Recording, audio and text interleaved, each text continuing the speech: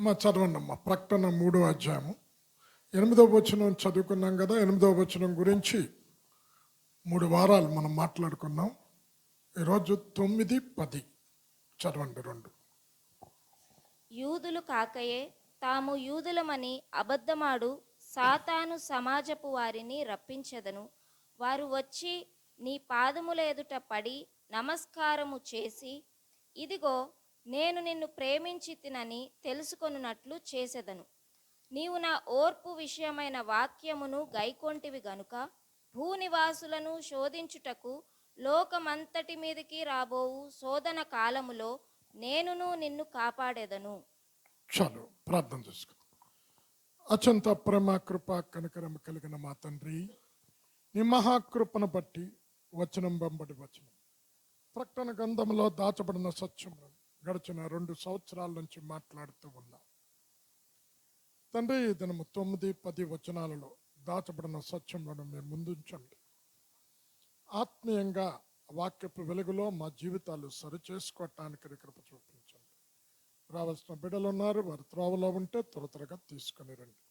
వాక్యం చెప్తున్న నన్ను నీ సిలువ చాటున మరుగుపరిచి ఈ వాక్యంలో దాచబడిన పరమార్థిక సత్యములను మా ముందుంచమని యేసు నామంలో ప్రార్థించి వేడుకొనుచున్నాము తండ్రి, ఆమేన్. అమ్మ, ఇక్కడ సహజంగా ఈ 2 వచనాలు 3 వారాలు మాట్లాడాలి. నేను వీలైతే వచ్చే వారం కూడా ఇది కంటిన్యూ చేస్తాను. యూదులు కాకమే యూదులు అని చెప్పుకున్న వారినంట వారు వచ్చి పాదాల నమస్కారం చేసి, నేను నిన్ను ప్రేమిస్తున్నాను అని అంచె దినాలలో చెప్పిస్తాడట. ఎవరు యూదులు? యూదులు కాకుండా యూదులు అంటే ఏంటి? ఈరోజు బాహ్య సంబంధమైన సున్నతి కాదు అన్నాడు.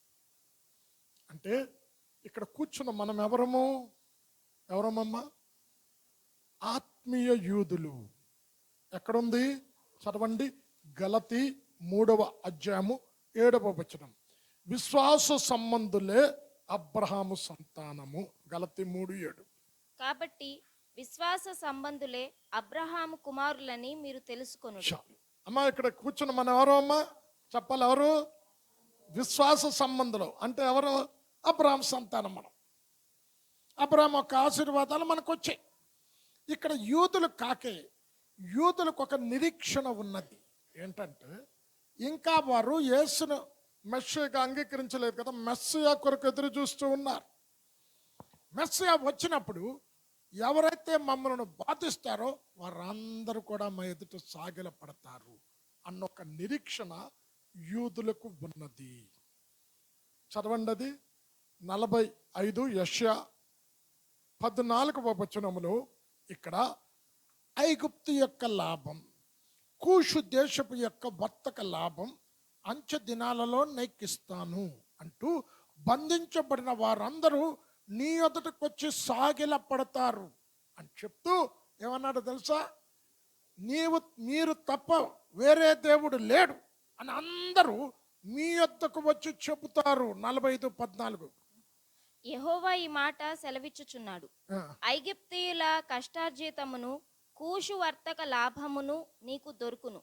దీర్ఘదేహులైన సెబాయీయులను నీ యొద్దకు వచ్చి నీవారగుదురు. వారు నీ వెంట వచ్చెదరు, సంకెళ్ళు కట్టుకొని వచ్చి నీ ఎదుట సాగిల పడుదురు. అక్కడ ఏముందమ్మా? సాగిల పడతారని ఉంది కదా. ఇక్కడ యూదులకు ఒక నిరీక్షణ ఏంటి? ఎండ్ డేస్లో దేవుని పట్ల మేము పడుతున్న శ్రమ, మీ అవమానాలు, నిందలు, మమ్మల్ని బాధించిన వారు, మమ్మల్ని శిక్షించిన వారు, మమ్మల్ని శ్రమ పెట్టిన వారు అందరూ మెస్సియా వచ్చినప్పుడు ఏంటి? సాష్టాంగ నమస్కారం చేస్తారట. కంటిన్యూ చేయమ్మా. నిశ్చయముగా నీ మధ్య దేవుడున్నాడు, మరి ఏ దేవుడును లేడు, ఆయన తప్ప ఏ దేవుడును లేడు అని చెప్పుచు. అమ్మ, ఎవరు చెప్తారు? ఐగుప్తీలు అంట. ఐగుప్తీలు ఎవరికి సాదృశ్యం అమ్మ? లోకానికి, లోకస్తులకు, పాపులకు. అంటే అంచె దినాలలో ప్రవక్త యెషయా అంటాడు కదా, యెషయా 2వ అధ్యాయంలో ఉంటుంది, గుంపులుగా జనాలు యెహోవాను ఆరాధించటానికి పర్వతాల మీదకి వస్తాయంట. అంచె దినాలలో జరగబోవు సంఘటన గురించి ఇక్కడ చెప్తున్నాడు.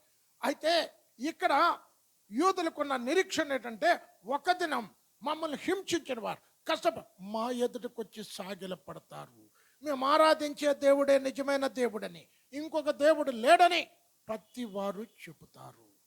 అమ్మా అదే 49 యెషయా 23వ వచనంలో రాజులు అంట వారికి పోషకులుగా, రాణులంట వారికి పాలిచ్చే దాదులుగా ఉంటారు అని చెప్తూ, అవమానము నొందిన వారు, తృణీకరింపబడిన వారు దగ్గరికి చేర్చబడతారు.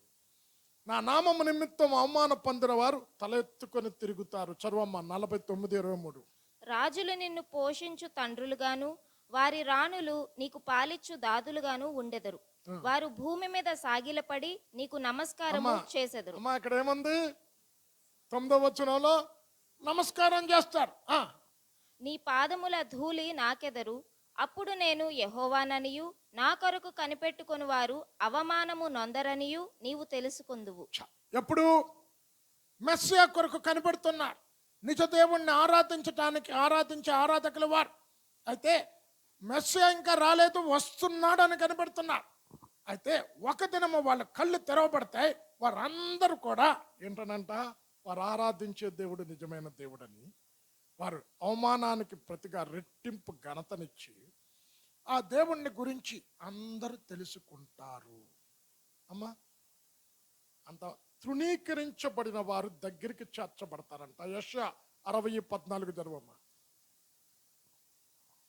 నిన్ను బాధించిన వారి సంతానపు వారు నీ ఎదుటికి వచ్చి సాగిల పడెదరు.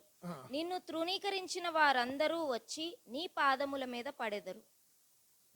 యెహోవా పట్టణమనియు ఇశ్రాయేలు పరిశుద్ధ దేవుని సియోననియు నీకు పేరు పెట్టెదరు. అంచె దినాల్లో జరగబో సంఘటన అంట, నిన్ను బాధించే వారంతా నీ దగ్గరకు వస్తారు. ఆ దినం యెహోవా పట్టణం అంటే ప్రపంచం అంతటికి పరిపాలన చేసేది ఎవరండి? నీతిగల రాజు యేసుక్రీస్తు. మీరు 1000 ఏళ్ల పరిపాలన గురించి నేను చెప్పాను, 12 పాయింట్లు ఇచ్చాను మీకు. అప్పుడు మొత్తం రిఫరెన్సులు ఇచ్చాను. ఇప్పుడు అవి కాదు, కొత్తవి ఇస్తున్నా. ఏమన్నారు? యెహోవా పట్టణం, నీతి కలిగిన పట్టణం, సియోను పట్టణం అని అందరూ దానికి పేరు పెడతారంట. యూదులు కాదంటే అందరూ.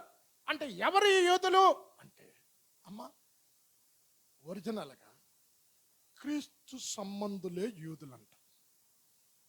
ఇప్పుడు యేసు క్రీస్తు తండ్రిని కుమారుణ్ణి తండ్రిని కుమారుణ్ణి నమ్మువాడే ఎవరు? నిజమైన వాడు. తండ్రిని కుమారుని విశ్వసించిన వాడు ఎవరన్నాడు?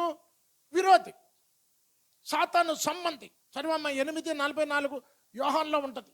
మీ తండ్రి యొక్క అపవాది సంబంధులు అని చెప్తూ అక్కడ పుట్నోట్లో ఇస్తారు, సాతాను సంబంధులు. 8:44. మీరు మీ తండ్రి యగు అపవాది సంబంధులు. పుట్నోట్ ఉంది కదమ్మా, ఏముంది? సాతాను సంబంధులు. ఇప్పుడు ఎవరి గురించి మాట్లాడుతున్నారు?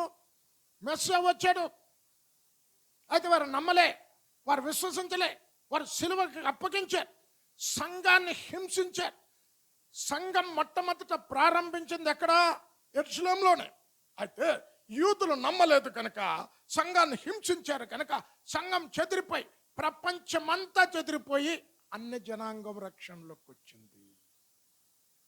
ఇప్పుడు పౌలు అంటాడు, ఏమంటాడు తెలుసా? అన్యులారా, ఒక కాలం వస్తుంది, అన్యుల కాలం సమాప్తమైన తర్వాత దేవుడు అబ్రహాముతో చేసిన వాగ్దానాన్ని జ్ఞాపకం చేసుకొని యూదులను రక్షించటానికి వారు మనోనేత్రాలను తెరుస్తాడు. చదవమ్మ రోమా 11:25. సోదరులారా, మీ దృష్టికి మీరే బుద్ధిమంతులమని అనుకొనకుండునట్లు ఈ మర్మము మీకు తెలిసి కొనగోరుచున్నాను. అదేమనగా అన్యజనుల ప్రవేశము సంపూర్ణమగు వరకు ఇశ్రాయేలునకు కఠిన మనస్సు కొంత మట్టుకు కలిగింది. ఏమన్నాడు? ఇప్పుడు వాళ్ళు తిరస్కరించకపోతే మన దగ్గరకు సువార్త వచ్చేది కాదు, మన రక్షించబడి ఉండేవారం కాదు. కనుక అపొస్తలులంతా చెదిరిపోయి ప్రపంచమంతా సువార్త చేశారు, అన్య జనాంగానికి రక్షణ భాగ్యం వచ్చింది. కనుక అన్యులారా, మీరు గర్వించకండి. మర్మం చెప్తున్నా, అన్యుల ప్రవేశం అంతా వచ్చిన తర్వాత ఒక దినం యూదులను జ్ఞాపకం చేసుకుంటారు. చదవమ్మా, కంటిన్యూ చేయమ్మా. వారు ప్రవేశించినప్పుడు విమోచకుడు సియోనులో నుండి వచ్చి యాకోబులో నుండి భక్తిహీనతను తొలగించును. యాకోబు నుండి అంటే యాకోబు అంటే ఎవరమ్మా? ఇస్రాయల్ కదా. భక్తిహీనతను తొలగిస్తా అంటే వీరు ఎవరంతా వచ్చి నమస్కారం చేస్తారు అంటే యూదులు సంఘాన్ని హింసించారు, క్రీస్తుని సిలువకు అప్పగించారు. ఆ రక్తం మా మీద మా పిల్లల మీద ఉండును గాక అన్నారు. అయితే ఈ పండగలో ఒక దినం విడిపించి విడుదల చేయుట ఆనవాయితీ కదా. మీకు ఈ నజరేయుడనే యేసు కావాలా అని అడిగితే మాకొద్దు, అని సిలువెయ్యండి, బరబ్బాను విడిపించండి అన్నారు. అయితే వీరెవరు? అప్పగించిన వారు ఎవరు అంటున్నారమ్మా? సాతాను సంబంధులు, యూదులే. కానీ ఏంటి? క్రీస్తు సంబంధులు మాత్రమే అబ్రాహాము సంతానం అంట. నువ్వు క్రీస్తుని విశ్వసించకపోతే నువ్వు అబ్రాహాము సంతానం కాదు. గలతీ 3వ అధ్యాయము చివరి వచనంలో ఉంటుంది. అంటే నువ్వు అబ్రాహాము సంతానమైన యేసును విశ్వసించకపోతే, క్రీస్తు సంబంధివి కాకపోతే నువ్వు ఎవరివి?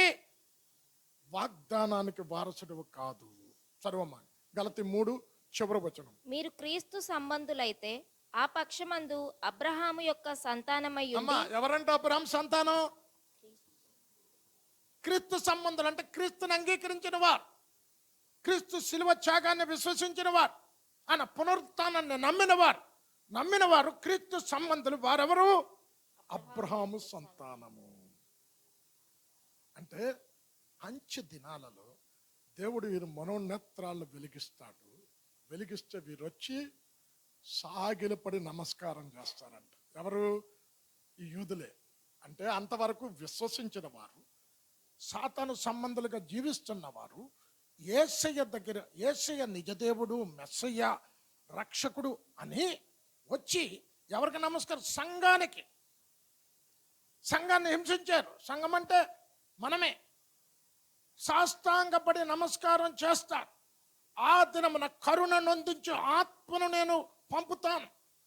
అప్పుడు నన్ను పొడిచిన వారు నన్ను చూస్తారు, రొమ్ము కొట్టుకుంటారు. ఒక జ్యేష్ఠ కుమారుడు చనిపోయితే ఎలాగ ప్రలాపిస్తారో అలాగ ప్రలాపిస్తారు ఎండ్ డేస్ లో. జకర్యా 12:10.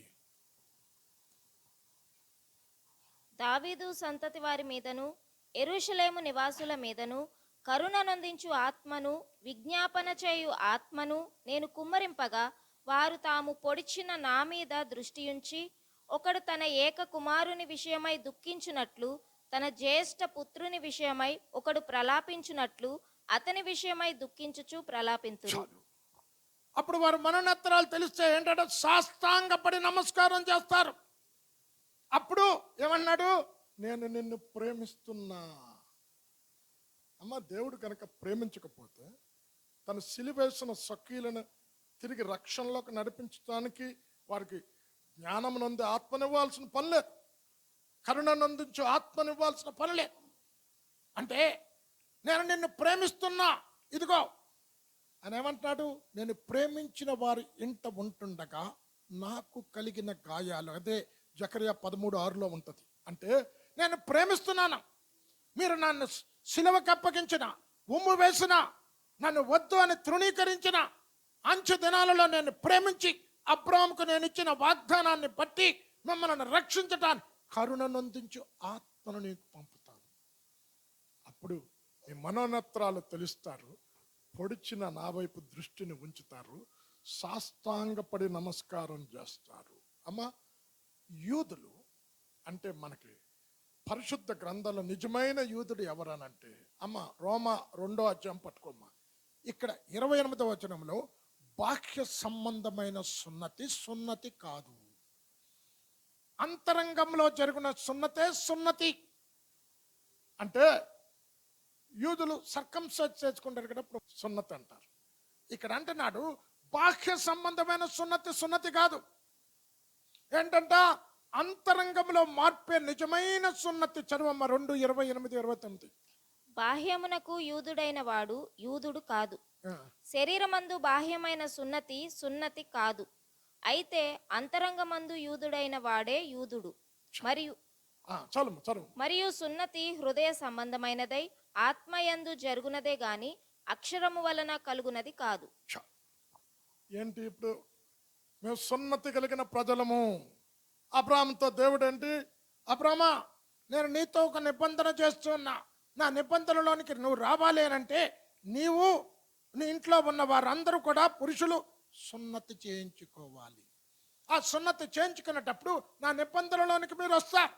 ఇక్కడ అంటున్నాడు మేము సున్నతి కలిగిన ప్రజలను యూదులు అనుకుంటున్నారు. అయితే బాహ్య సంబంధమైన సున్నతి కాదు, అంతరంగంలో మార్పు.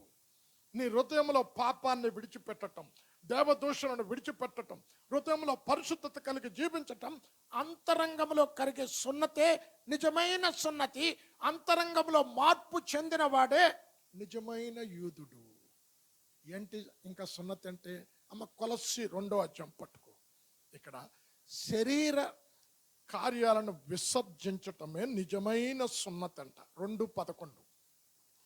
మీరును క్రీస్తు సున్నతి యందు శరీరేచ్ఛలతో కూడిన స్వభావమును విసర్జించి ఆయన యందు చేతులతో చేయబడని సున్నతి పొందితిరి. చాలు అమ్మా. మీరునంటే ఎవరి గురించి మాట్లాడుతున్నారు? సంఘం గురించి.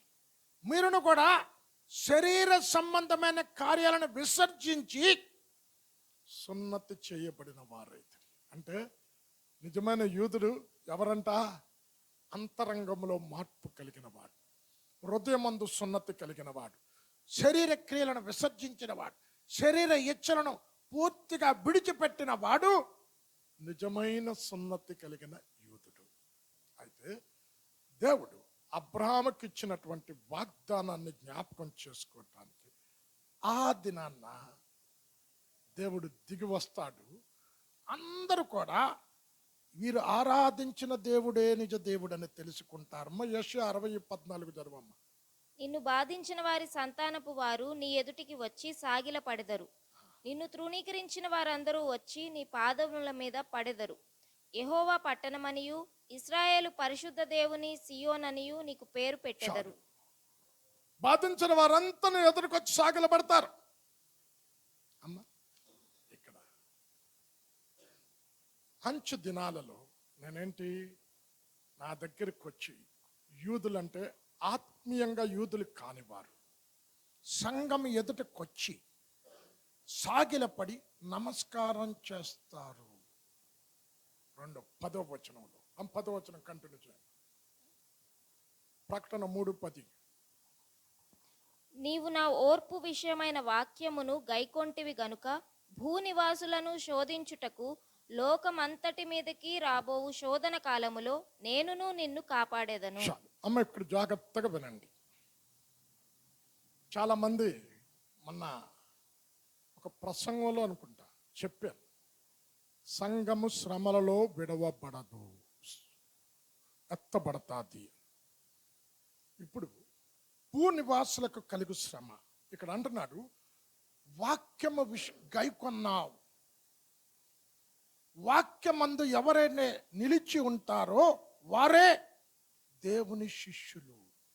వారే శ్రమలు వచ్చినా కష్టాలు వచ్చినా ఏ ఉపదేశాన్ని విన్నావో ఆ ఉపదేశానికి అనుగుణంగా నువ్వు జీవిస్తే నువ్వు స్వతంత్రుడిగా మార్చబడతావు. అంతము వరకు నీ విశ్వాసాన్ని కాపాడుకుంటావు. యోహాను సువార్త 8వ అధ్యాయం 31-32 వచనాలలో ఇక్కడ అంటున్నాడు, నా వాక్యమందు నిలిచిన వారైతే నిజంగా నాకు శిష్యులగుదురు. అప్పుడు వాక్యము నిన్ను స్వతంత్రులుగా చేస్తాది. చదవమా. మీరు నా వాక్యమందు నిలిచిన వారైతే నిజముగా నాకు శిష్యులై ఉండి సత్యమును గ్రహించెదరు. అప్పుడు సత్యము మిమ్మును స్వతంత్రులనుగా చేయును. ఆయన వాక్యమందు నిలిచి ఉండే సంఘం అది ఫిలదెల్ఫియా సంఘం. నేను చెప్పాను కదా, 7 సంఘాలలో ప్రతి సంఘంలో లోపాన్ని చూపెట్టేది. కానీ ఫిలదెల్ఫియా సంఘం వచ్చేసరికి మీరు ఎతకండి, ఎక్కడ లోపం కనబడదు. అమ్మా ఇప్పుడు సంఘము ఎత్తబడిన తర్వాతే శ్రమలు వస్తాయి. అవి ఎలాంటి శ్రమలో కొన్ని రిఫరెన్స్లు ఇస్తాను, అందరూ నోట్ చేసుకోండి, కొత్తవి. ఇప్పుడు ప్రకటన గ్రంథం మొదటి 3 అధ్యాయాల్లో సంఘము అన్న మాట ఎన్నిసార్లు రాయబడుతుందో తెలుసండి? 19 టైమ్స్ రాయబడుతుంది. మొదటి 3 అధ్యాయాలు. మీకు హోంవర్క్ ఇస్తాను. 4వ అధ్యాయం నుంచి 19వ అధ్యాయం వరకు వెళ్ళండి. సంఘమన్న పేరు ఎక్కడా ఉండదు. ఎందుకో తెలుసా? ఈ 4 నుంచి 19 వరకు 7 ఏళ్ల శ్రమలలో జరుగు సంఘటనలు రాశాడు. అయితే ఇక్కడ విడవబడిన వారు ఎవరు అంటే యూదులు, నామకార్థ క్రైస్తవులు, 3 గుంపులు చెప్పాను. తక్కని చెప్పాల. యూదులు, నామకార్థ క్రైస్తవులు, ఇంకెవరు? అన్న జనాంగం. అమ్మ ఎన్ని మార్లమ్మ అర్ధరాత్రి లేపి బాబు ఎవరు ఎత్తపడతారు? తక్కన 3 ఎవరు? క్రీస్తునందు సంపూర్ణులైన వారు ఎత్తపడతారు. 2 క్రీస్తు యేసునందున్న మృతులు. 3 చిన్న పిల్లలు. ఎన్ని మార్లు చెప్పాను. విడవబడిన గుంపులు 3. 1 నామకార్థ క్రైస్తవులు, అన్య జనాంగం, యూదులు. అయితే 4వ అధ్యాయం నుంచి 19వ అధ్యాయం వరకు విడవబడినటువంటి చెయ్యి విడవబడిన ఆత్మీయ ఎదుగుదల లేని వాళ్ళు ఉంటుంది. 6వ అధ్యాయం వరకు. 6వ అధ్యాయంలో శ్రమల కాలాన్ని 2 పార్ట్స్ కింద చెప్పాను మీకు. ఫస్ట్ 3.5 years ఏంటమ్మా చెప్పండి? సెకండ్ 3.5 years మహాశ్రమల కాలం. ఫస్ట్ 3.5 years లో చేయి విడవబడిన క్రైస్తవుల కొరకు శ్రమలను కొద్దిగా తగ్గించాడు. అయితే ఫస్ట్ 3.5 years అయిపోయిన తర్వాత హతసాక్షుల సంఖ్య లెక్క కంప్లీట్ అవుతారు. ఇంకా ప్రపంచంలో యూదులకు తప్ప ఎవ్వరికి లక్ష్యం లేదు. చదవమ్మది ప్రకటన 6వ అధ్యాయం 10 నుంచి 12. వారు నాథ సత్యస్వరూపి పరిశుద్ధుడా, ఎందాక తీర్పు తీర్చకయు మా రక్తము నిమిత్తము భూనివాసులకు ప్రతిదండన చేయకయు ఉందువని బిగ్గరగా కేకలు వేసిరి. తెల్లని వస్త్రము వారిలో ప్రతివానికి ఇయ్యబడెను. మరియు వారి వలనే చంపబడబోవు వారి సహదాసుల యొక్కయు సహోదరుల యొక్కయు లెక్క పూర్తి అగు వరకు ఇంకా కొంచెము కాలము విశ్రమింపవలెనని వారితో చెప్పబడెను. అమ్మా ఇక్కడ కూర్చున్న మన గురించి దేవుడు ఏం చెప్పాడు? నీ దినములు అన్నీ లెక్కింపబడి ఉన్నాయి. దినాలే కాదండి, ఎంటికలు కూడా లెక్కించాడు దేవుడు. మన ఎంటికలు కూడా లెక్కించబడి ఉన్నారు. అంటే ఈ లెక్కింపబడిన దినాల్లో ఒక దినం ముందు మనం జావం, ఒక సెకండ్ ముందు దావం, ఒక సెకండ్ తర్వాత కూడా పెంచుకోలేము. అంటే హతసాక్షులకు ఒక సంఖ్య నియమించాడు. ఎప్పటి నుండి హతసాక్షి స్టార్ట్ తెలుసండి? ఏబేలు దగ్గర నుండి. మహాశ్రమల కాలంలో 3.5 years హతసాక్షుల సంఖ్య కంప్లీట్ అయిపోతుంది. ఇప్పుడు ఆ శ్రమలు ఎలాగుంటాయంట? అమ్మా చక్కటి రిఫరెన్స్లు ఇస్తాను, అందరూ ఓపెన్ చేసి చదవండి. ఇర్మియా 30వ అధ్యాయం 7వ వచనం. ఇక్కడ అంటున్నాడు, ఆ దినము అయ్యో భయంకరమైనటువంటి దినం, అలాంటి దినము ఇంకొకటి రా, అది యాకోబు సంతతి వారికి ఆపద కలిగే దినం. అయితే అయినను వారిని అక్కడ నుండి రక్షిస్తాను. 37 ఇర్మియా. అయ్యో ఎంత భయంకరమైన దినము, అట్టి దినము మరి ఒకటి కాదు. అమ్మ అయ్యో అని ఎప్పుడు అంటాము చెప్పండి? ఇప్పుడు నిన్నటి వరకు ఒక వ్యక్తిని చూసావు, మంచి ఆరోగ్యంగా ఉన్నావు, ఈరోజు న్యూస్ వచ్చింది, అరే చచ్చిపోయాడు అంటాను. అయ్యో అరే నిన్న చూసాగా అంటాం. అంటే ఆ దినము అయ్యో భయంకరమైన దినం, అలాంటి దినం ఇంకోటి రాదట. ఆ దినము యాకోబు సంతతి వారికి ఆపద కలిగే దినం. చదవమ్మా. అది యాకోబు సంతతి వారికి ఆపద తెచ్చు దినము. అమ్మ ఇక్కడ చూడండి, దేవుడు ఎంత కృప కలిగిన వాడు. అయినను అక్కడ మనకు ఒక నిరీక్షణ. అయినను వారు దానిలో పడకుండా రక్షింపబడుదురు. ఇక్కడ అంటున్నాడు, ఇంతవరకు ఒకవేళ ఆ ఉగ్రత నుండి కాపాడబడకుండా నువ్వు ఇంకా పాపంలో ఉంటే, అయినా నువ్వు మారు మనసు పొందితే, క్రీస్తుని రక్షకుడిగా స్వీకరిస్తే, ఆయన సంఘములో ఎత్తబడే గుంపులోన ఆసక్తి కలిగి ఉంటే, అయినను నేను నిన్ను విడిపిస్తాను. చదవమ్మా. అయినను వారు దానిలో పడకుండా రక్షింపబడుదురు. మన రక్షిస్తాడట. అమ్మా రెండోది అదే 30వ అధ్యాయము పక్క పేజీకి వెళ్ళిపోమ్మా. ఇక్కడ 23వ వచనంలో ఇర్మియా 30:23లో మహోగ్రత దినమంట, అంటే పెనుగాలి వచ్చినప్పుడు పెళ్ళున వచ్చి దుర్మార్గులను అందరినీ కూడా సంహరిస్తుందట. 30:23 మహోగ్రత దినం. ఇదిగో యెహోవా మహోగ్రతయను పెనుగాలి బయలుదేరుచున్నది. అది గిరగిరా తిరుగు సుడిగాలి. అది దుష్టుల మీద పెళ్ళున దిగును. చాలు. మహోగ్రత దినం అంటే సెకండ్ 3.5 years గురించి చెప్తున్నాడు. పెనుగాలి వచ్చి ఎవరి మీదంట? దేవుని నమ్మని వారు, దేవుని విశ్వసించిన వారు, సంఘాన్ని హింసించిన వారు. ఇప్పుడు మన హింసించిన వారు ఆనందిస్తున్నారు. ఆ దినం పెనుగాలి వచ్చినట్టు పెళ్ళున వారి మీద పడతాదట. ఇప్పుడు చూడండి, ఈరోజు నేను బయలుదేరే ముందు నాకు 3 రోజుల క్రితం వాట్సాప్లో ఒకటి వచ్చింది. ఆ తర్వాత చూద్దాం ఖాళీగా ఉన్నటప్పుడు. 3వ తారీఖు అనుకుంటా, January 3rd, ఒక లేడీ లాస్ ఏంజల్స్లో నిలబడి ప్రీచ్ చేస్తుంది హాలీవుడ్ యాక్టర్స్కి అందరికీ. మీకు డబ్బుంది, అందముంది, లేక మీకు నటనా జీవితంతో అనేకులను ఆకర్షించారు, మాకు చాలా మంది ఫాలోవర్స్ ఉన్నారని గర్వించవద్దు. దేవుని ఉగ్రత మీ మీద రాబోతుంది, మీరు మారు మనసు పొందండి. అమ్మా 3వ తారీఖునండి, ఇంకా ఉంచాను నా దగ్గర. అది 2 రోజులు, నేను ఎంతవరకు అది చూడలేదు. అది టీవీ నేను న్యూస్ కూడా సరిగ్గా వినట్లేదు. 4-5 తారీఖులు ఏమని తెలుసమ్మా?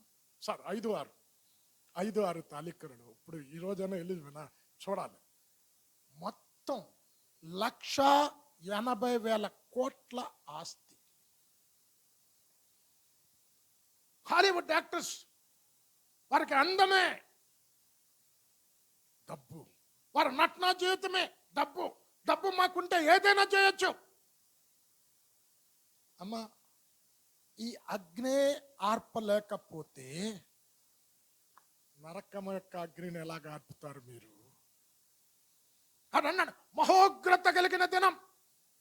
అయితే నాకు ఒకళ్ళు పంపారు, అన్ని కాలిపోయి ఒక క్రైస్తవ విశ్వాసి గృహం వచ్చింది. ఎవరికేనండి? అరే నాకు ఆశ్చర్యం వేసిందండి. అంటే అయినను ఏమన్నాడమ్మా? అయినను నేను నిన్ను విడిపిస్తాను. ఇప్పుడు చూచైనా అరే మారు మనసు పొందకపోతే, దేవుని తట్టు నా హృదయాలు తిప్పుకొనకపోతే, నాకున్నటువంటి డబ్బును బట్టి, నాకున్నటువంటి ఫాలోవర్స్ను బట్టి, నాకున్నటువంటి అధికారాన్ని బట్టి గర్విస్తే మహోగ్రత వస్తుంది. ఇప్పుడు చావలేదండి, మొత్తం కొట్టుకుపోయి. అమ్మా లాస్ ఏంజల్స్లో నేను ఎస్ఎఫ్ఎస్కి వెళ్ళినప్పుడు చెప్పారు, ఒక్కొక్క ఇల్లు అంట అబ్బబ్బబ్బబ్బా అద్భుతమైన గృహాలంట. ఎంటైర్ 50 స్టేట్లో ఉన్న, అమెరికాలో ఉన్న ప్రజలంతా, cine actor, actress, hero, heroines అందరూ అక్కడ ఉంటారు. 18,000 ఇల్లులు తగలబడిపోయండి. 1,80,000 కోట్ల డాలర్లు, బంగారం కూడా కరిగిపోయింది అగ్నిలో. మహోగ్రత దినము. అమ్మా ఇంకా ఆ దినం ఎలాంటిదంట? ఆమోసు 5వ అధ్యాయం 18-20 వచనాలు చదువుకుంటే ఇక్కడ అంటున్నాడు, అరే సింహము నుండి తప్పించుకున్నాం అనుకుంటే ఎలుకబంటి ఎదురొస్తుందంట. అమ్మ సింహం కంటే సింహం ఒకసారి చంపుతుంది, ఎలుకబంటి అలా కాదు, పీక్కు తింటా ఉంటుంది. ఎలుకబంటి నుండి తప్పించుకున్నాము అంటే ఇక్కడ ఏమన్నాడు? గోడ దగ్గర పాము కరుస్తుందంట. అమ్మ చదువమ్మ, ఆమోసు 5. అది గాఢాంధకార దినము, అది వెలుగునిచ్చే దినం కాదు, చీకటి దినం, కారు చీకటి దినం అంటున్నాడు. యెహోవా దినము రావాలనని ఆశ పెట్టుకొని ఉన్నవారులారా, మీకు శ్రమ. యెహోవా దినము వచ్చుట వలన మీకు ప్రయోజనమేమి? అది వెలుగు కాదు, అంధకారము. ఒకడు సింహము నొద్ద నుండి తప్పించుకొనగా. అదేంటంట? వెలుగు దేన్ని చూపెడుతుంది? వెలుగు దేన్ని చూపెడుతుంది? సుఖమైన జీవితం, క్షేమకరమైన జీవితం. అంధకారం దేన్ని చూపెడుతుంది? శ్రమలు, చేదు, కష్టాలు. ఇది చూపెడుతుంది. అది వెలుగు కాదు. అంటే మీకు కష్టాలు, మీకు శ్రమలు, మీకు వేదన కలుగుతాది. ఒకడు సింహం నొద్ద నుండి తప్పించుకొనగా ఎలుగుబంటి ఎదురైనట్టు వాడి ఇంటిలోనికి పోయి గోడ మీద చెయ్యి వేయగా పాము వాని కరిచినట్టు ఆ దినముండును. యెహోవా దినము నిజముగా వెలుగై ఉండదు కాదా? వెలుగు ఏమాత్రమును లేక అది కారు చీకటిగా ఉండదా? చీకటి. అమ్మా, ఏదో ఈ సంవత్సరం తుఫాన్ వచ్చి మర్చిపోయాను అక్కడ 3 రోజులు కట్టిక చీకటి అమ్ముకుందంట. విదేశాల్లో ఉన్న స్పెయిన్, అమెరికా గుర్తులేదు నాకు. న్యూస్లో నేను విన్నా ఒక లాస్ట్ మంత్. అంటే ఇక్కడ ఏమన్నాడు? కారు చీకటి కలిగిన దినం. ఆ దినము సూర్యుడు కాంతినివ్వడు, చంద్రుడు ప్రకాశించడు. అది ఏమన్నాడు? భయంకరమైనటువంటి దినం. అట్టి దినము ఇంకొకటి రా. అయితే ఆ దినము చూడక మునిపే సంఘాన్ని తీసుకొని వెళతాడు. మీకు రిఫరెన్స్లు ఇస్తా, దానికి నేను నోటితో చెప్పను, వాటన్నిటికీ రిఫరెన్స్. ఆ దినము ఎలాంటిదంట? యోబేలు 2వ అధ్యాయం 11వ వచనంలో, యెహోవా తన సైన్యమును నడిపించుచు ఉరుము వలె గర్జించుచున్నాడు. ఆయన దండు బహు గొప్పదై ఉన్నది, ఆయన ఆజ్ఞను నెరవేర్చున్నది బలము గలది. యెహోవా దినము బహు భయంకరము, దానికి తాళగలవాడెవడు? బహు భయంకరమైన దినం. అమ్మా, అందరు కట్టుబట్టలతో పారిపోయారు. ఏంటి? కోట్ల ఖరీదు చేసే కార్లు కూడా దగ్ధమైపోయాయండి. మహాభయంకరమైన దినం ఆ దినము. ఇంకా ఆ దినము ఎలాంటిదంట? ఉపద్రవము కలిగిన దినం, మహానాశనము సంభవించేటటువంటి దినం. జెఫన్యా 1వ అధ్యాయం 14 నుండి 18 వచనాలు. గొప్ప ఉపద్రవం కలుగుతుంది, ఏది మిగలదు.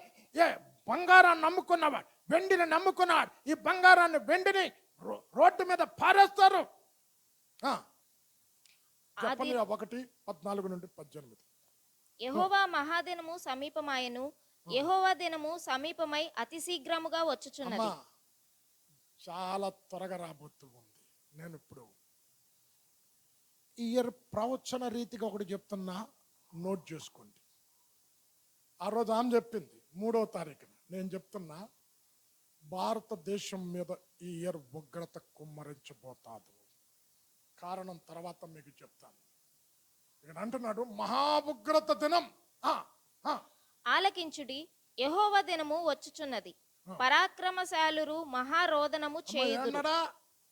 బలాఢ్యులంట, అరే మాకు తిరిగేలేదు, మాకు శక్తి ఉంది, బలం ఉంది, సామర్థ్యం ఉంది, జ్ఞానం ఉంది, అధికారం ఉంది అన్నవాడు అంట. ఏంటన్నాడు? మహారోదనం అంట. అరే మా శక్తి ఎందుకు పనిచేయలేకపోయింది, మా డబ్బు అధికారం ఎందుకు పనిచేయలేకపోయింది, మా రాజకీయ అధికారం దేనికి పనిచేయలేకపోయిందని ఆ దినం మహారోదనం చేస్తారు. ఎవరు? సూరులు, బలాఢ్యులు. అందుకే ఆయన ఇర్మియా ప్రవక్తతో ఏమన్నాడు? సూర్యుడు తన సూరత్వమును బట్టి, జ్ఞాని తన జ్ఞానమును బట్టి గర్వించకూడదు. గర్వించువా ఎవరిని బట్టి గర్వించారంటే, భూమి మీద కృప చూపుచు యెహోవాను నేనే అని నన్ను పరిశీలనగా తెలుసుకున్నట్టు ఎందు అచ్చయించాలని చెప్తూ ఉంటే, వారికి ఉండే బలాన్ని బట్టి, వారికి ఉండే అధికారాన్ని బట్టి, వారికి ఉండే తెలివితేటలను బట్టి, వారికి ఉండే సామర్థ్యాన్ని బట్టి గర్విస్తే, ఇక్కడ అంటున్నాడు సూర్యులు రోదనం చేస్తారు. ఆ దినము ఉగ్రత దినము, శ్రమయు ఉపద్రవమును మహానాశనమును కమ్ము దినము. మహానాశనం కలుగుతుందట. నాశనం అనలేదండి, మహానాశనం కలుగుతుందంట. అంటే అరే మనకే కొన్నిసార్లు నిజంగా మనమే కనుక దేవుళ్ళు అయితే ఏ రోజు ఇది ప్రపంచాన్ని నాశనం చేసి ఉండేవాళ్ళం, మనకు అంత కోపం వచ్చేది. కానీ దేవుడు దీర్ఘశాంతుడు గనక ఎదురు చూస్తూ ఉన్నాడు. ఇక్కడ అంటున్నాడు, హెచ్చరిస్తున్నా, ముందుగా నీ ప్రవర్తనను దిద్దుకుంటావని, నీ జీవితంలో మార్పు చూడాలని, దేవుని తట్టు తిరుగుతావని, నిత్య దేవుని ఆరాధించే వ్యక్తులుగా మార్చబడతారని హెచ్చరిస్తూ ఉన్నాడు. చదవమ్మా. అంధకారమును గాఢాంధకారమును కమ్ము దినము, ఆ, మేఘములను గాఢాంధకారమును కమ్ము దినము. చదువు. ఆ దినమున ప్రాకారములు గల పట్టణముల దగ్గరను ఎత్తైన గోపురముల దగ్గరను యుద్ధ ఘోషణయు బాకానాదమును వినబడును. జనులు యెహోవా దృష్టికి పాపము చేసిరి గనుక నేను వారి మీదకి ఉపద్రవము రప్పింపబోచున్నాను. వారు గుడ్డివారి వలె నడిచెదరు, వారి రక్తము దుమ్ము వలె కారును, వారి మాంసము పెంట వలె పారివేయబడును. అరే, అరే. అమ్మా ఆల్రెడీ ఒకసారి ఇచ్చాడు నమూనా. సవాలు పెంట కుప్పలు లెక్క పడిపోయాయి కరోనా టైంలో. అమ్మా కరోనా వ్యాధికే భయపడితే మహానాశనము జరిగే దినమంట, గొప్ప ఉపద్రవం కలిగే దినమంట. ఆ దినము మాంసం అంట పెంట కుప్పల మీద, ఎవరు మాంసం? మనుషుల మాంసం. రక్తం అంట దూరి లెక్క పారుతాది. మలాకి 3:2. ఆ దినమున ఓర్వదగిన బాడబడు. మలాకి 3:2. అయితే ఆయన వచ్చు దినమున ఎవరు సహింపగలరు? చాలు అమ్మా. సంఘానికి దేవుడిచ్చే కృప ఏంటో తెలుసమ్మా? ఇప్పుడు దియండి. సంఘము ఆ ఉపద్రవములో నుండి, ఆ శ్రమలో నుండి, ఆ శోధనలో నుండి విడిపిస్తాడు.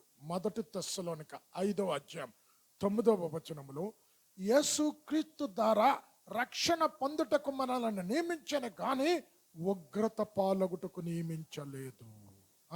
ఎందుకనగా మన ప్రభువైన యేసుక్రీస్తు ద్వారా రక్షణ పొందుటకే దేవుడు మనలను నియమించెను గాని ఉగ్రత పాలగుటకు నియమింపలేదు. చాలు అమ్మ. ఏమన్నాడు? మనం ఎందుకు నియమించుకున్నాడంట? రక్షణ పొందుటకు, ఉగ్రత పాలగటానికి నియమించలే. అయితే ఈ ఉగ్రత దినమందు మన తీసుకుని వెళతాడు. నీకు 2 ఎగ్జాంపుల్స్ ఇస్తా. ఒకటి అమ్మ, సొదొమలో అగ్ని గంధకాలు కురిపించినప్పుడు ఏం చేశాడో తెలుసా? లోతు కుటుంబాన్ని సోయరు పట్టణానికి వెళ్ళిన తర్వాతే అగ్ని గంధకాలు కురిచేది. అంతవరకు అగ్ని కురవలే. అంటే సంఘం ఎత్తబడిన తర్వాతే శ్రమలు వస్తాయి, శోధన వస్తాయి. అయితే పిలదెల్పియ సంఘంతో అంటున్నాడు, నా నామం నిమిత్తం వాక్యాన్ని గైకొన్నావు, ఓర్పుతో సహించావు, అంతం వరకు ఓర్పుని కాపాడుకున్నావు కనుక రాబో ఉగ్రత దినమందు నిన్ను తప్పించి తీసుకొని వెళతా. చదవమ్మ. ఆదికాండం 19:23. లోతు సోయరుకు వచ్చినప్పుడు ఆ దేశమున సూర్యుడు ఉదయించెను. అప్పుడు యెహోవా సొదొమ మీదను గొమొర్రా మీదను యెహోవా యొద్ద నుండి గంధకమును అగ్నిని ఆకాశము నుండి కురిపించి ఆ పట్టణములను ఆ మైదానమంతటిని ఆ పట్టణములలో నివసించు వారినందరినీ నేల మొలకలను నాశనము చేసెను. అమ్మ ఎప్పుడు చేశాడమ్మా? లోతు కుటుంబం సోయరుకొచ్చిన తర్వాత. అంటే నువ్వు ఆత్మీయతలో ఎదిగితే, అందుకే దేవుడు ఏమంటున్నాడు తెలుసా?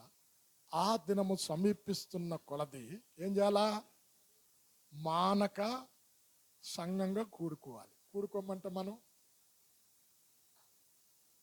ఆదివారం వస్తే వారంకి ఒకసారి వస్తే చాలదా అంట. ఈ లోతైన సత్యాలు తెలుసుకోవాలంటే ఎలాగమ్మా? అగ్ని గంధకాలు కురవటానికి ముందుగా లోతును కుటుంబాన్ని తప్పించిన అప్పుడు కురిపించాడు. 2వ రెఫరెన్స్ ఇస్తా. యెహోషువ 6వ అధ్యాయం పట్టుకో. ఇక్కడ యెహోషువ యెరికో పట్టణాన్ని వేగు చుట్టానికి 2 పంపాడు. ఆ 2 ఎవరంటే కాలేబు, అందులో ఒకడు, ఇంకొక ఆయన పేరేదో ఉంది. ఈ 2 ఏం చేసింది? రాహాబు ప్రాణాలకు తెగించి కాపాడింది. ఒకవేళ తన దగ్గర దాచిపెట్టింది అన్న కనుక రాజుకు తెలిస్తే ప్రాణాలు పోగొట్టుకుంటుంది. అంటే ఆమె ఖచ్చితంగా యెహోవా దేవుడి పట్టణాన్ని అప్పగిస్తాడు. నేను నీకు మేలు చేసే కనుక ఈ పట్టణాన్ని యెహోవా దేవుడు మీకు అప్పగించినప్పుడు నేను చేసిన మేలుకు ప్రతిగా మీరు మేలు చేయాలి. నేను, నా తల్లిదండ్రులు, మా అక్క చెల్లెలు అన్నదమ్ముళ్ళు వీరికి ఏ హాని కలపకుండా కాపాడాలి అని ఒక ప్రమాణం తీసుకుంది. అయితే వీళ్ళేమన్నారు, నీ నివాసం ఉంటున్న స్థలములో కిటికీకి ఎర్రని తొగరు దారం కట్టు. నీ తల్లి, నీ తండ్రి, నీ అన్నదమ్ములు, అక్క చెల్లెలు అందరూ ఆ ఇంట్లో ఉండాలి. ఆ ఇంటికి ఏదైనా హాని కలిగితే దానికి మేమే బాధ్యులం. అయితే ఆ ఇంట్లో నుండి బయటకు వస్తే మాత్రం మీరే బాధ్యులు. అంటే యేసు రక్తపు కంచెలో ఉంటే ఉగ్రత దినమందు ఆ రక్తపు కంచెలో ఉన్న వారిని అందరిని తప్పించి తీసుకెళతాడు. అయితే పట్టణాన్ని అగ్నితో కాల్చబడటానికి ముందుగా యెహోషువ, నువ్వు వెళ్ళి నేను ఎవరైతే రక్షించారో వారి కుటుంబానంతటిని బయటికి రప్పించు. అప్పుడు కురిచింది అగ్ని. చర్వమ్మ 6:23 యెహోషువ. వేగుల వారైన ఆ మనుషులు పోయి రాహాబును, ఆమె తండ్రిని, ఆమె తల్లిని, ఆమె సహోదరులను, ఆమెకు కలిగిన వారినందరినీ వెలుపలికి తోడుకొని వచ్చిరి. ఆమె ఇంటి వారినందరినీ వారు వెలుపలికి తోడుకొని ఇశ్రాయేలీయుల పాలెము వెలుపట వారిని నివసింపజేసిరి. అప్పుడు వారు ఆ పట్టణమును దానిలోని సమస్తమును అగ్ని చేత కాల్చివేసిరి. చాలు అమ్మ. ఎప్పుడు కాల్చారు? వాళ్ళు బయటికి రప్పించిన తర్వాత. అరే, ఇన్ని రిఫరెన్సులు ఇస్తున్నా మీకు.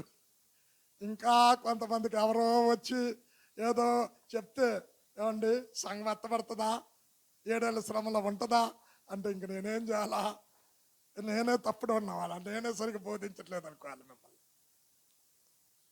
ఇప్పుడు పాఠాలు చెప్పే టీచరు ఆ స్టూడెంట్ తప్పాడు అనుకో, తల్లిదండ్రులు ఏమంటారు తెలుసా? రే లెక్కలు తప్పావు, లెక్కలు టీచర్ ఎవర్రా, నీకు సరిగ్గా తప్పలా లెక్కలు అని ఏమన్నా తిడతారు.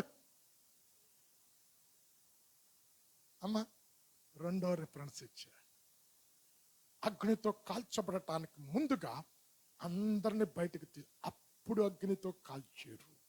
మూడో రిఫరెన్స్ యెషయా 26వ అధ్యాయం 21వ వచనములో ఇక్కడ అంటున్నాడు, నువ్వు అంతఃపురములోనికి వెళ్ళు, తలుపులు వేసుకో, ఉగ్రత దినము తీరేటంతరం కొంత సమయము ఉండు. 26-21. నీవు వెళ్ళి నీ అంతఃపురములలో ప్రవేశించుము, నీవు వెళ్ళి నీ తలుపులు వేసుకొనుము, ఉగ్రత తీరిపోవు వరకు కొంచెము సేపు దాగియుండుము. అమ్మా, అంతఃపురం దేనికి సాదృశ్యం? మధ్యాకాశం. కొంచెం కాలం, 7 సంవత్సరాలు ఉగ్రత తీరేటంతరకు అక్కడే ఉండు. తర్వాత భూమి మీదకి వస్తుంది సంఘం. యెరూషలేమును ముఖ్య పట్టణంగా చేసుకుని 1000 ఏళ్ళు పరిపాలన చేస్తుంది. అమ్మా, ఇంకేమైనా డౌట్స్ ఉన్నాయా మీకు? సంఘం గడవబడుతుంది అని క్లియర్గా ఇచ్చారు.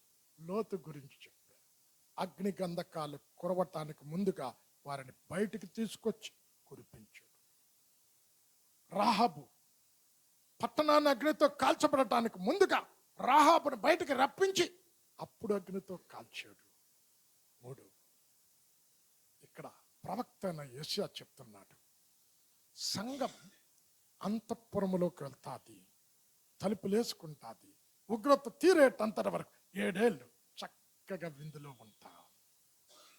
ఈ సంఘం వాక్యాన్ని గైకొంది కనుక ఇక్కడ అన్నాడు, ఓరిమి కలిగి ఉంది. అంటే సహనము అంతకాలం వరకు సహించువాడే రక్షించబడతాడు. చదవమ్మది 24 ఆదికాండం 15. అంతము వరకు 13. అంతము వరకు సహించిన వాడెవడో వాడే రక్షింపబడును. అమ్మా, ఇప్పుడు సిద్ధపడకపోతే ఇది సిద్ధపాటు కాలం. నేను ఎక్కువగా మీకు ఆదివారం వర్తమానాల్లో ఎక్కువ సిద్ధపాటు గురించి చెప్పాను. అదే మత్తయి 24:21 ఏం చెప్తున్నాడో తెలుసా? అటువంటి శ్రమల దినం భూమి మీద అంతకు ముందు లేదు, ఇక ముందు రాదు. అలా భయంకరమైన శ్రమలు భూమి పుట్టింది మొదలుకొని ఏ మనుష్యుడు ఎప్పుడు అలాంటి శ్రమలు చూడలేదంట. 24-21 చదవమ్మా. లోకారంభము నుండి ఇప్పటి వరకును అట్టి శ్రమ కలుగలేదు, ఇక ఎప్పుడునూ కలుగబోదు. అమ్మా తర్వాత లూకాసు వార్త 21కి వెళ్ళిపోమ్మా. అమ్మా నువ్వు కరోనా శ్రమకే తట్టుకోలేదు, తలుపులు వేసుకున్నావు, బిగించి కూర్చున్నావు. ఇక్కడ అంటున్నాడు అంతకు మించిన శ్రమలు రాబోతూ ఉన్నాయి. అయితే కృప కలిగిన దేవుడు సంఘాన్ని హెచ్చరిస్తూ నువ్వు సిద్ధపడితే, నీ రక్షణను కాపాడుకుంటే, అంతం వరకు సహిస్తే, వాక్యాన్ని గైకుంటే, వాక్యాన్ని అనుసరిస్తే, వాక్యాన్ని హృదయంలో పెట్టుకుంటే, వాక్యానుసారంగా జీవిస్తే, నేను రాబోయే శ్రమల నుండి తప్పించి తీసుకొని వెళతా. ఒకవేళ వాక్యం విని విడిచిపెడితే విడవబడతావు, భయంకరమైన శ్రమలు వస్తాయి. అదంతా ఉరి లెక్క వస్తాదట. లూకాసు వార్త 21:35. ఆ దినము భూమి అందంతటా నివసించు వారందరి మీదకి అకస్మాత్తుగా వచ్చును. కాబట్టి మీరు జరగబో వీటి నెల్లను తప్పించుకొని మనిషి కుమారుని ఎదుట నిలువబడుటకు శక్తి గలవారగునట్లు ఎల్లప్పుడూ ప్రార్థన చేయుచు మెలకువగా. ఊరి వల్ల ఉంది అనలేదా? 34. ఆ 34. దినము అకస్మాత్తుగా మీ మీదకి ఉరి వచ్చినట్టు రాకుండా మీ విషయమై మీరు జాగ్రత్తగా ఉండుడి. చాలు అమ్మా, ఎంత హెచ్చరించిన తర్వాత, సంఘటన చూపించిన తర్వాత, మనకి మీడియా వచ్చిన తర్వాత, సోషల్ మీడియా అన్నీ అందుబాటులో వచ్చాయి కదా. చూసాము లాస్ ఏంజల్స్లో అన్నీ తగలపడిపోయినా ఒక్క గృహాన్ని మాత్రం ముట్టలేదు. అంటే అగ్నికి ఆజ్ఞ ఇచ్చాడు. అది నా సేవకుని గృహం, నన్ను నమ్ముకున్న బిడ్డల గృహం. అయితే ఈ హాలీవుడ్లో డబ్బును బట్టి గర్వించినవా, నన్ను నమ్ముకునేవా, ఆ ఇంటిని చూచైనా వారికి జ్ఞానం కలిగి దేవుని తట్టు తిరుగుతారేమో అని కృప చెప్పున దీర్ఘశాంతముతో ఆ ఇంటిని కాపాడాడు. అని అన్నాడు, ఉరివలె ఆ దినము వస్తాది. అయితే నువ్వు నన్ను ప్రేమించావు, నా ఆజ్ఞలు గైకొన్నావు కనుక జరగబోవు శ్రమల నుండి నేను తప్పించి తీసుకొని వెళతాను. అమ్మా, ఇప్పుడు ఆ శ్రమల్లో నేనే ఉండిపోవాలనుకుంటే మందిరంకి రావాల్సిన ప్రశ్న లేదు, వాక్యం వినాల్సిన ప్రశ్న లేదు. సెకండ్ 3.5 years మనిషి చావు కావాలన్న చావు కూడా రాదట. ఎందుకు? మరణం ఎవరి చేతిలో ఉందమ్మా? ఈ శ్రమలు అనుభవించలేకపోతున్నా, చచ్చిపోతే బాగుండు అని ఊరేసుకుంటే తాడు దగ్గర కింద పడతా, ఏం చావు. అగ్నిలో కిరోసిన్ అగ్ని ముట్టించుకుందాం అంటే చుట్టూ తగలబడ్డాయి, మరి ఆ ఇల్లు తగలబడలేదు. ఎందుకు? మొత్తం తగలబడింది. అంటే ఇప్పుడు ఉంది, చూపిస్తాను నేను. అంటే పంచభూతాలకు దేవుడు ఆజ్ఞ ఇచ్చాడు. అది నన్ను నమ్ముకున్న బిడ్డల గృహం.